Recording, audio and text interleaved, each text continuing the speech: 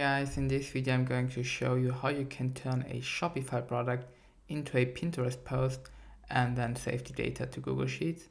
So the idea is quite easy. We have this automation make.com which watches a Shopify product, then creates a pin on Pinterest.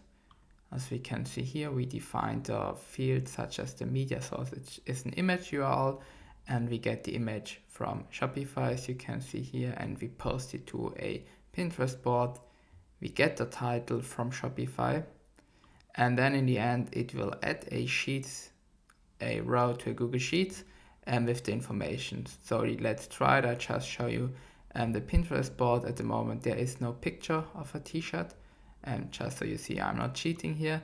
And if you now click on run once, we can see that make access Shopify creates a pin and adds the row.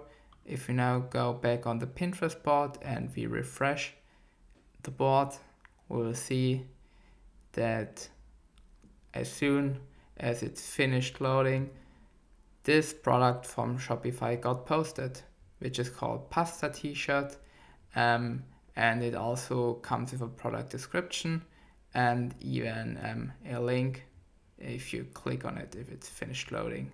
So yeah, it's quite a cool thing. And another nice thing is, as you just saw, it also saves the product ID, the product name, and the creation date to this Google Sheets, which we call Shopify to Pinterest, because this is a good and easy way to just track which products did we already post to Pinterest and which one didn't we post yet.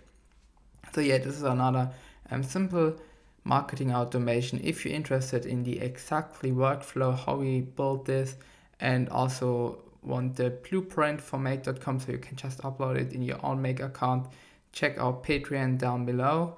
And yeah, thank you so much. Bye.